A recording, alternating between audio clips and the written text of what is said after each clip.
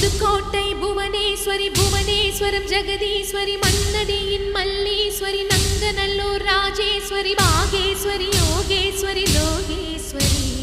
Melmalayanur